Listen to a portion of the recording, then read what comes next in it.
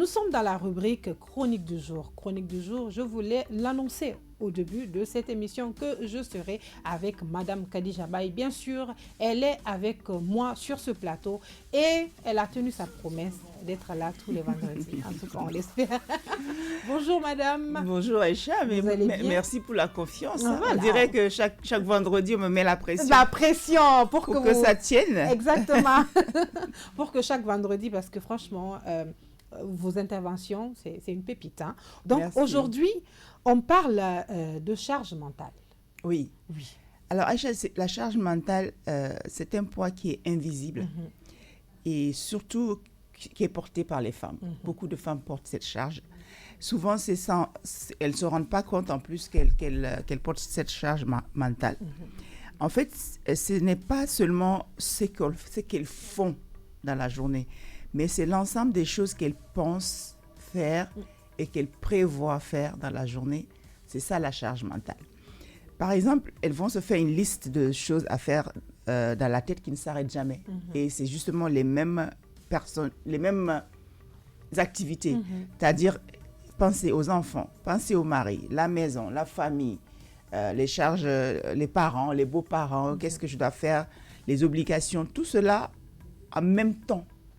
Elle a cette liste-là qui la poursuit toute la journée. Et ça devient un poids psychologique qui paralyse même l'activité elle-même. Donc, c'est quelque chose qu'il faut, réaliser et chercher des solutions. Maintenant, pour trouver les solutions, il faut vraiment s'organiser dans le temps pour pouvoir faire tout ça. Donc, c'est penser à tout le temps, pour tout le monde. C'est ça la charge mentale, c'est que font les femmes en général. Donc, il faut faire fonctionner sa maison en même temps. Si c'est une femme qui travaille aussi, faire fonctionner le boulot. Si c'est une famille musulmane traditionnelle comme nous connaissons, faire fonctionner aussi la famille dans sa grandeur. Donc, il faut que je pense à ma belle-mère qui est malade, ma belle-sœur, ma cousine, tous les problèmes. Bref. Maintenant, ce qui rend cette charge, on va dire, invisible, c'est parce que les femmes portent ça sans se plaindre. Elles n'en parlent jamais. Et même si elles se plaignaient, elles ne sont pas prises au sérieux parce qu'on pense que c'est normal, que c'est naturel. On ne voit pas l'impact de porter une liste aussi lourde et des tâches aussi multiples toute la journée et tous les jours. Et après, on vous dit, bon, ta grand-mère l'a fait, ta maman l'a fait, donc ça ne va pas te tuer. Exact. Je donne un exemple. Le matin, les enfants vont à l'école, donc il faut préparer les vêtements. Il faut anticiper leur repas. Okay? Il faut se rappeler, s'il y en a un qui est malade, qu'il faut l'amener à l'hôpital. Il faut être sûr qu'ils font leurs devoirs. Donc, si on a 2-3 enfants comme ça, qui n'ont pas les mêmes... niveau, donc ça fait 3 devoirs, 3 suivis, 3 charges, exactement. Et tout ça, il faut le faire d'une façon répétitive, en fait. C'est pas comme si j'ai fait ça, c'est fini, je passe à un autre. C'est tous les jours reprendre les mêmes choses. Donc ça, c'est une grosse charge qui ne finit pas. Donc, qu'est-ce que la conséquence mentale de ces charges-là? Sur le corps d'abord, on commence à ressentir des fatigues chroniques, des troubles de sommeil et de tension. Parce que qu'est-ce qui se passe? Quand on est couché, on pense qu'on dort, notre subconscient continue à fonctionner. Donc, cette charge, elle est placée dans notre subconscient et c'est comme, comment dire, la mémoire en veille qui va vous rappeler ça le matin. Donc, ça ne dort pas. Donc, on est couché, on a les yeux fermés, mais en fait, on ne se repose pas. Donc, on se lève le matin fatigué, le corps est fatigué parce qu'il n'y a pas un repos total. Sur l'esprit, qu'est-ce que ça fait? Évidemment, c'est le stress permanent, des difficultés de se concentrer et surtout la culpabilité. Parce que plus on met la charge, plus on a du mal à atteindre les objectifs, plus on culpabilise et on pense qu'on n'est pas à la hauteur, on n'a plus confiance en soi. Sur la carrière, évidemment, ça a aussi un impact. Mais un grand impact. Oui, parce qu'on se limite. On n'avance pas dans sa carrière, on se dit, je suis à ce poste-là, j'arrive déjà pas à faire grand-chose, je ne peux pas me projeter pour aller plus loin. Et on continue à avoir une surcharge parce que c'est un cercle vicieux dans lequel on se retrouve. puisque chaque fois qu'on pense avoir échoué, on y met moins d'énergie, donc on échoue encore et encore et encore et encore. Et des fois, la pression de la famille ou de la société elle-même qu'il fait. Qui fait aussi. Donc, il y a comme une baisse au niveau de la disponibilité mentale qui se crée. Et il n'y a plus de place, en fait, pour poser d'autres choses, tellement on a une liste. Vous savez, pire quand on vous dit, non, ce que tu viens de faire, c'est pas bien, c'est pas normal. Pourtant, depuis le matin, tu es en train de faire des corvées, fatigué, épuisé, tu ne sais même plus où tu en es avec ton propre bien-être et que quelqu'un te dise directement, non, ce que tu viens de faire, c'est pas du tout bien. Ouais, parce que... Pas d'une manière douce, là, vous êtes encore plus épuisé. Ouais. Et sur la famille, l'une des conséquences, c'est parce qu'on devient irritable toute la journée. Donc, ça crée des conflits et un sentiment d'isolement finalement, parce qu'on se dit, personne ne me comprend, je suis la seule à tout faire et on est fatigué. Donc, qu'est-ce qui se passe? On se met des charges dans l'espoir de bien faire les choses et c'est le contraire qui se fait dans la réalité, dans l'action elle-même. Et les causes de ces charges-là, on les a identifiées comme des facteurs culturels. Oui. Ce qu'on était en train de dire, c'est l'attente sociale et le rôle traditionnel qu'on a donné à la femme. C'est-à-dire que si la famille marche bien, c'est elle. Si ça ne va pas dans la famille, c'est elle. Donc, elle a cette responsabilité morale. Ce sont les facteurs économiques aussi. Donc, le cumul de travail avec les tâches domestiques qui ne sont souvent pas valorisées et même pas payées, font que la femme, elle travaille 2 fois plus quand elle a un emploi que le conjoint homme, par exemple. Oui. Et vous avez aussi ces facteurs émotionnels, sens de devoir, comme on dit, culpabilité, toujours penser que oui, je ne réussis pas, je ne suis pas une bonne mère, je ne suis pas une bonne épouse, je ne sais pas m'organiser, etc. etc. Et juste pour rebondir sur la partie là, il y a une dame sur les réseaux sociaux, elle dit que son mari lui a dit de rester à la maison, pourtant elle a un background très très bon. Elle dit d'accord, il n'y a pas de souci, avec tout ce que moi j'ai comme connaissance, j'évalue mon salaire à tel prix, chaque fin de mois tu me verses ça, là je suis là, je prends soin des enfants, je m'auto-forme ici, même si tu ne veux pas me voir dehors, mais en tout cas tu me payes. Et le monsieur était d'accord, ils ont fait ça 1 mois, 2 mois, jusqu'à au moins 7 mois, il était épuisé, il n'en pouvait plus. La femme dit, bon d'accord, vu que tu ne peux plus continuer, laisse-moi partir au boulot. Et puis oui, finalement, il a accepté. La femme a suivi ses activités. Calmement. Mais je suis sûre que la charge de la maison n'a pas été allégée pour elle pour autant. Non, voilà. Non. Parce que, en fait, même si, excuse-moi de te couper, même les femmes qui ont les moyens finalement de se prendre, je ne sais pas, de l'aide qui payait, en fait, même si ces travaux sont faits, quand on parle de charge morale, c'est la liste de ces choses à faire qu'on garde quand même dans la tête. Dans la tête, c'est ça. Est-ce que la bonne, elle a bien nettoyé? Est-ce que donc, ça reste là? C'est toujours...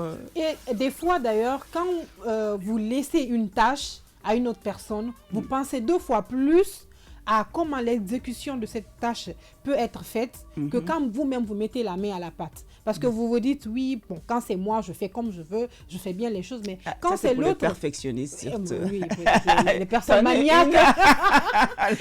des personnes un peu maniaques, c'est vrai, bien sûr. Alors, mais justement, c'est pour ça qu'il y a des solutions pour alléger cette charge. D'accord. Pour des personnes comme Aïcha, que je doute être perfectionniste. Bien sûr, très maniaque en plus. La première chose, c'est l'organisation. C'est vraiment primordial. En fait, faut se faire une liste de routines planifiées. Parce que qu'est-ce que ça aide quand on fait la liste? Une fois qu'on a noté sur le papier, le subconscient qui ne dormait pas là, qui rappelait toujours, se sent un peu déchargé. Parce que se dit, oui, j'ai noté quelque part, donc je ne vais pas oublier. Oui. C'est psychologique. Il faut vraiment essayer ça. Parce qu'on pense que, oui, c'est rien, mais c'est vraiment... Et le plus souvent, ces personnes n'ont pas une bonne mémoire, hein? Oui, parce que tu oublies toujours. Oui, on a toujours un bloc-notes. Mais quand c'est noté, vraiment comme une sorte de checklist, 1, devoir des enfants, 2, et puis à telle préparation heure, de tenue, tel moment de la journée. Voilà, tous les dimanches, ça. Donc au moins, ça pourrait peut-être améliorer le sommeil parce que, voilà, on décharge la tête. Deuxième chose, il faut prioriser. Parce qu'il ne suffit pas juste de faire une liste à tout faire. Mais il faut prioriser sur cette liste les tâches, c'est-à-dire distinguer de ce qui est urgent et ce qui est important. En général, il y a 4 catégories de priorisation.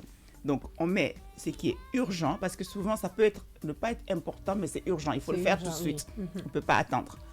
Les devoirs, il faut le faire parce que le lendemain, on les rend. C'est urgent et important. Des fois, c'est important, mais ce n'est pas urgent.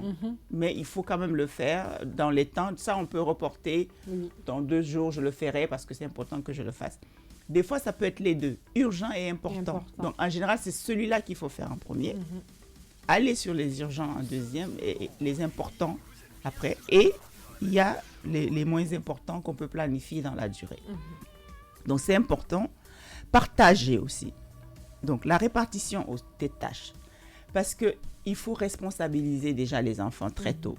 Si chaque matin, l'enfant doit s'habiller, et là, je ne vais pas rentrer dans les détails parce qu'il y a des spécialistes dans ce domaine qui savent à partir de quel âge l'enfant peut être autonome sur certaines choses.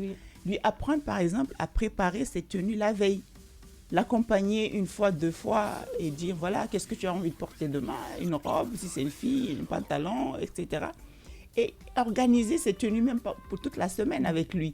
Et une fois qu'il prend cette habitude, lui-même, il va aller s'organiser. Et je pense qu'avant, c'était 7 ans, 8 ans. Maintenant, les enfants sont super intelligents. Très précoces. Déjà, à 5 ans déjà, ils se disent, maman, je porte quoi demain? La robe là, ceci, cela. Franchement, ils sont super intelligents et ça passe rapidement. Et vous allez être étonné comment ils sont. En tout cas, moi, ma fille, je parle tellement de ma fille. Oui, bien sûr, elle est adorable. Hein? Elle s'habille toute seule, elle me surprend à chaque fois. Parce que moi, mes choix sont devenus dépassés pour elle. Elle se fait des compositions. Et bien, je la regarde, je dis, ok, j'ai rien à dire. C'est exactement comme ça, je n'aurais pas fait mieux. Parce qu'elle a appris très tôt, dès la veille, à s'organiser.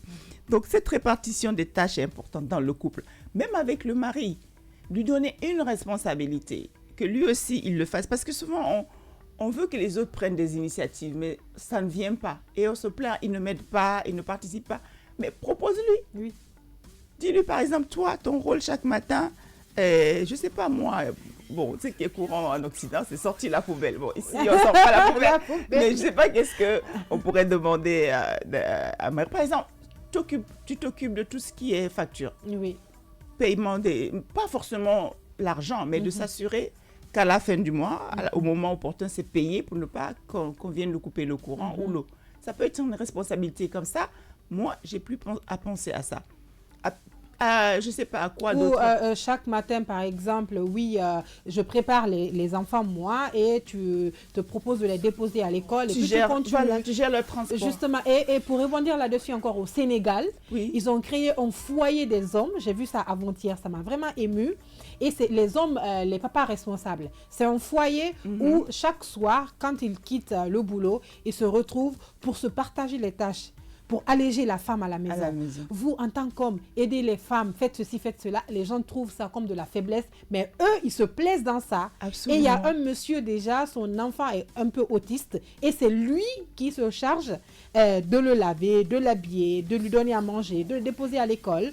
Et quand c'est 14h, s'il ne peut pas récupérer l'enfant, c'est la maman qui vient récupérer des fois. Absolument. Donc voilà, c'est... En fait, c'est le partage. Plutôt que de dire tout le temps à quelqu'un, tu m'aides pas, tu fais rien, dis-lui, je m'aimerais que tu s'occupes de ça. Justement. Ça va pas venir d'un coup comme ça, mais avec le temps, la personne aussi réussira à le faire. Bien sûr, à s'adapter à la chose. Donc, c'est ça la délégation, en fait. Impliquer les enfants, accepter de l'aide de l'extérieur, accepter de l'aide de l'intérieur. Parce que, comme tu avais commencé à le dire tout à l'heure, j'ai dit que tu es perfectionniste, il faut accepter aussi l'aide des gens, même si ce n'est pas parfait comme on veut, mais les aider à améliorer. Mais si à chaque fois aussi que quelqu'un vous aide, vous reprenez tout à zéro, vous dites non, c'est pas bien, c'est nul, mais finalement, ça sert à rien. Bien sûr. Et les gens vont dire de toutes les façons, même si je fais là. Je fais là, il va toujours dire que c'est pas bien. Elle va revenir. Ou la personne même sera frustrée. C'est vrai. Ça, c'est important. Et puis, il faut savoir dire non et poser des limites. À un moment donné, c'est la fin de la journée. Quand on peut pas, c'est non. Ça va attendre. Donc ça aussi, il faut... Sinon, on pousse jusqu'à épuisement. On n'a plus de limite. Finalement, on n'écoute pas le corps, il se fatigue. Il se fatigue. Et là, c'est là il faut avoir du temps pour soi. Pour ne pas arriver à la fatigue. Se reposer, avoir on va dire une passion, une activité qui n'a rien à voir avec tout ce qu'on fait au boulot et autres. quelqu'un a une passion, c'est la lecture, c'est crocheter, c'est faire de la peinture, c'est prendre des photos, c'est, je sais pas, se regarder une série, mais en tout cas, quelque chose qui nous détend, qui fait que on ne pense plus à notre liste. Ah bah sur le cas de regarder une série, je pense que c'est un peu tout le monde. Hein? Tout le monde qui fait ça. Mais il ne faut pas que la série soit une charge mentale non plus, parce que ce qui est difficile dans ça, c'est qu'on est au boulot, on est en train de penser à l'épisode suivant. Oui, c'est vrai. Qu'est-ce qui va se passer? Est-ce qu'il va le tuer? Et des fois même vous pleurez en même temps que la série, donc ça vous épuise aussi. Donc ça aussi, il faut savoir se décaler, c'est juste une distraction, oui. C'est pas la vie. Alors, le message que je veux passer rapidement pour ça, pour les femmes en général, puisqu'on est à Acadie FM, mais c'est de leur dire qu'elles ne sont pas faibles, mais c'est parce qu'elles portent beaucoup. Portent beaucoup plus qu'une personne est supposée porter. Elles ont le droit d'alléger de ce poids-là. Ce n'est pas une faiblesse de vouloir alléger ce poids.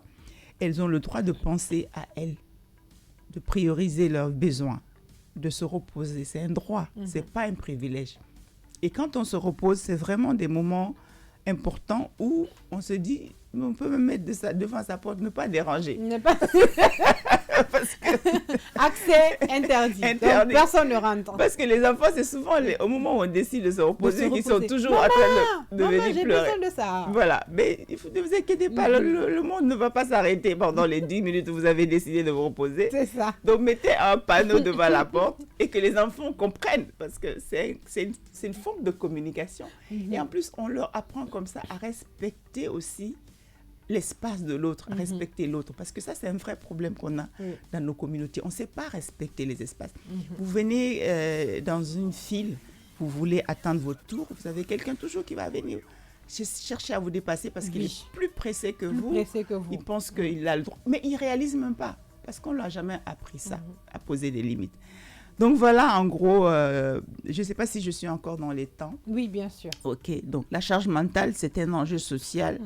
Mais ce n'est même pas individuel, c'est vraiment un problème aujourd'hui constaté au niveau de plusieurs femmes et ça peut même être source de divorce parce que quand on est dans une tension tout le temps stressée et on pense que la faute c'est l'autre, le partenaire, on ne se pose pas des questions de comment.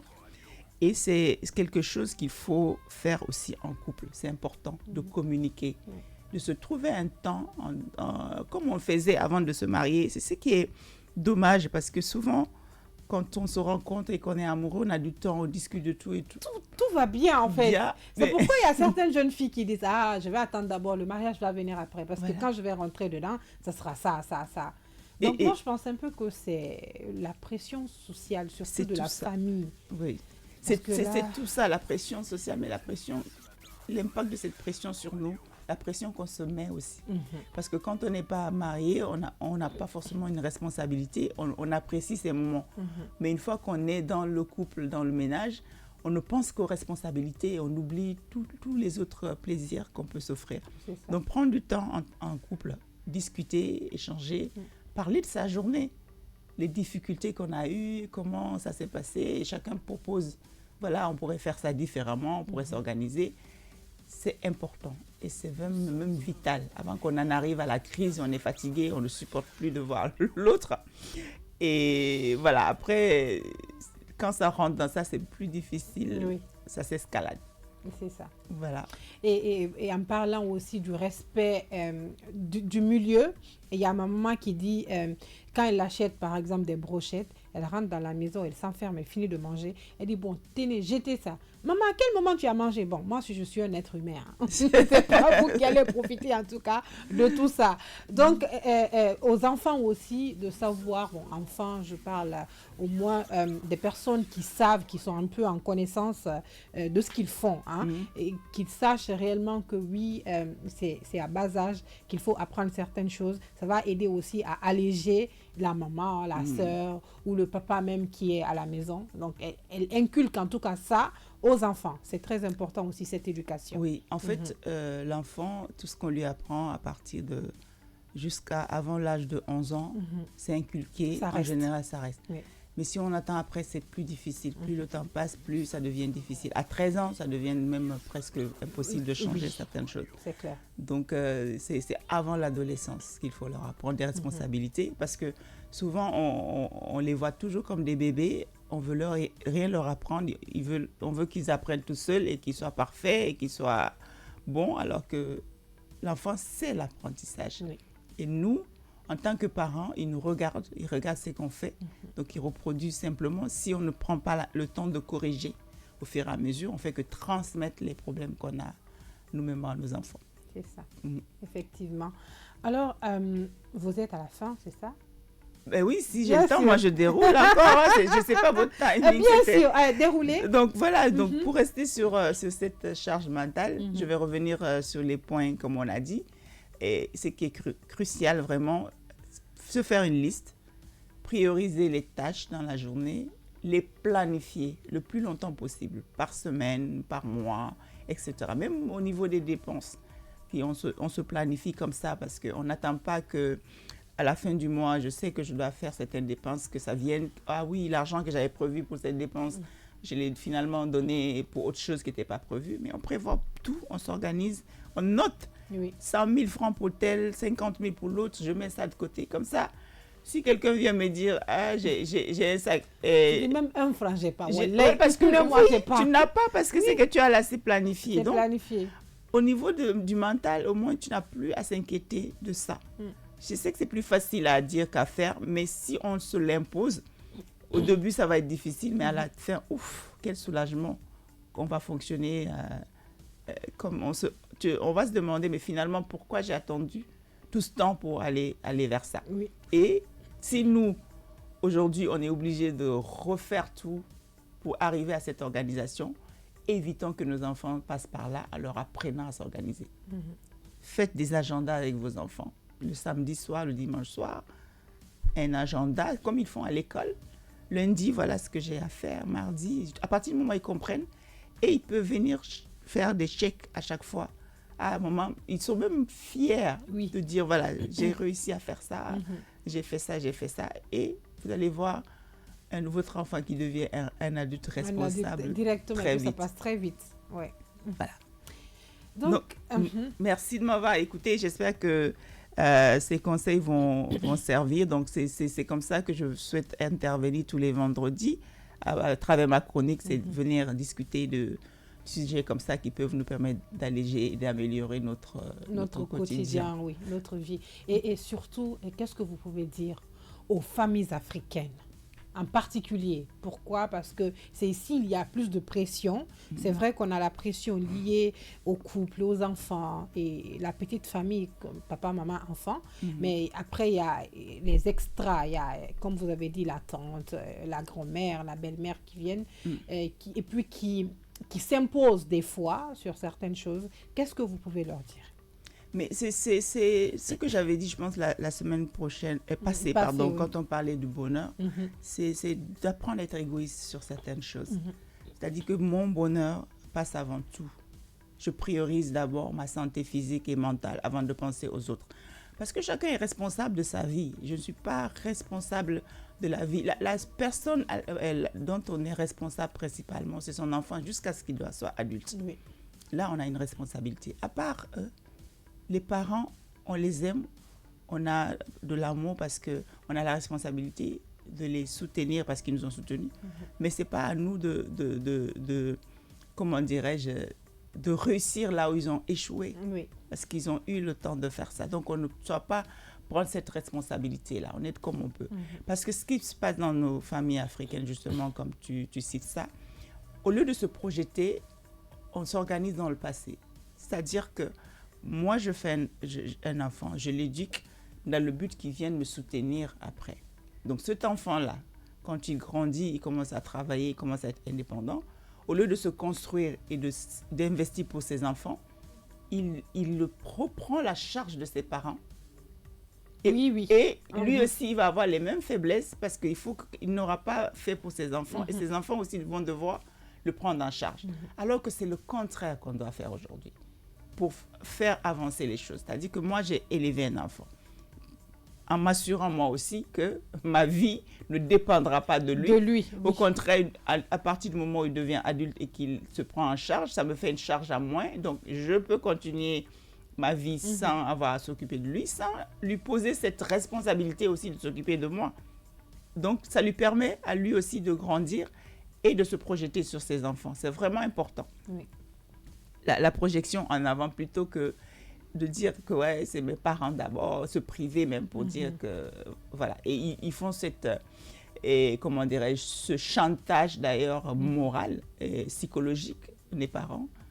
Et la famille, ils ne s'occupent pas de sa mère. Oui, après, c'est pour dire, oui, il faut chercher la baraka, il faut envoyer de l'argent, mais ils oublient que chercher la baraka, ce n'est pas seulement dépenser des moyens extra pour, pour aider les parents. C'est vrai, il faut les aimer, ça commence par là.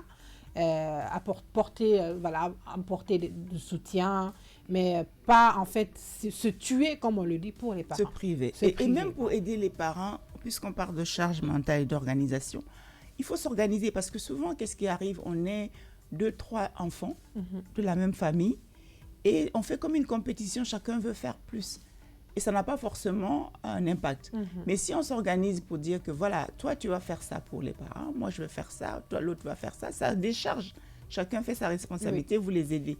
Ou alors les parents ont besoin de 100 000 par mois, je ne sais pas, je dis n'importe quoi. Selon les moyens, on se repartit, chacun va donner tel. Parce que sinon, il y a toujours des... Quand je dis parents, je ne parle pas papa, maman, là. Je ne parle pas des cousins, des oncles, la famille élargie qui est aussi là, qui en profitent, donc ils vont aller prendre chez chacun. Oui, c'est vrai. Surtout que c'est pas avec faux du tout. Orange, tu n'as plus de prétexte pour dire je suis occupée ou je ne suis pas. Mais envoie-moi Orange Money. Mais finalement, vous vous retrouvez... Si vous échangez, vous voyez que vous êtes tous en train de vous occuper. Ils appellent 5 à 6 personnes pour le même problème. Le même problème. Et finalement, il y aura... Franchement, c'est incroyable. Voilà. C'est de l'arnaque. Hein? Arrêtez ça, les temps. S'il vous plaît, c'est de l'arnaque. Finalement, vous vous retrouvez tous à vous occuper du même problème, de la même personne. Oui, de la même personne. Mais le pire, c'est que ce n'est pas une fois, c'est tout le temps. Ça ne finit pas. Ce n'est pas comme si, OK, aujourd'hui, j'ai la dépanne, elle ne va pas m'appeler le mois prochain. Non, parce que le mois prochain, ça sera pire. Hein? Voilà, elle va toujours continuer. Donc, comme on dit, il vaut mieux apprendre à pêcher que d'apporter le poisson. D'apporter le poisson tous les jours. Chaque fois. Donc, vous avez un parent comme ça, il faut l'aider à être active, à être autonome, à être indépendant. Et tante, franchement, c'est ce qu'on a pu trouver. Voici Fonds de commerce. J'espère que dans 50 ans, vous n'allez plus nous appeler pour quelque chose. En tout cas, c'est ça. Madame Kadija, merci beaucoup pour la chronique. C'est moi. Nous sommes à la fin. À la fin, c'est ça. Chers auditeurs, téléspectateurs, nous avions sur ce plateau Madame Kadija Ba en tant que chroniqueuse du vendredi. On va donc aller en pause et puis on va revenir dans quelques instants. Hein. C'est tout à l'heure après le générique.